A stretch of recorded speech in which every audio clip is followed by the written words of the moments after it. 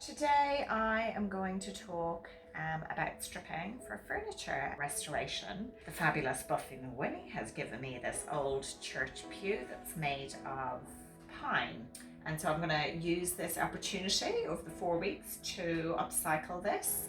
So the 4 stages are stripping, paint stripping, sanding, staining, and then lacquering. And because this is pine, I will more than likely lacquer and not oil because it's a soft wood. You can see here there's quite a bit of water damage. So I don't know whether that will come out or not. It depends. We'll see through the sand whether this comes out. There's also, if we come over here, we can see some cracking down there. So I will show you how to glue that and clamp it. The products that we're going to talk about today are citrus strip, just a plain paint stripper, some terps, brushes, scrapers, rags, and I just have a bucket here. So I tend to find citrus strip is particularly effective outside when the sun is on the piece of furniture.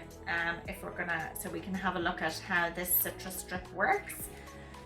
I also have a more or less environmentally friendly paint stripper, so we can have a look at that and see how that works. Once I finish all the stripping and I've scraped everything off, I am going to wipe everything down with some mineral terps using an old rag. I've got 2 examples of scrapers here. If you buy a better quality scraper, there's generally a good sharp knife on it, and if you use it well and position yourself well, it's more effective in terms of scraping off the old paint. So I don't have that much of the citrus strip left, but I'm just going to empty this out.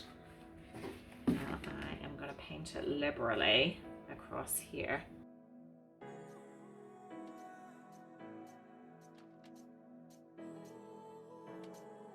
On the other half, I'm going to use just a plain paint stripper. We're doing this indoors, and I've definitely found it better to use citrus strip outside, so we'll see if we have the same effect.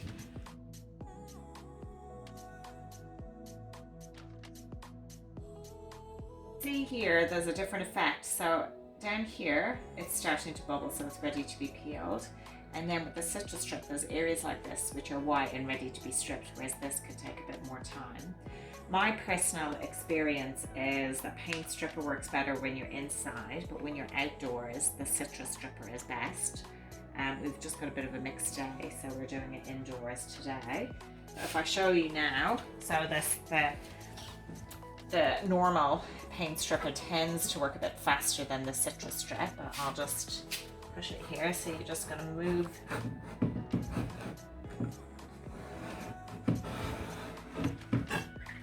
pop it into a rag. So you want a good knife to be able to move evenly across the surface, which is why it's worth getting a good scraper.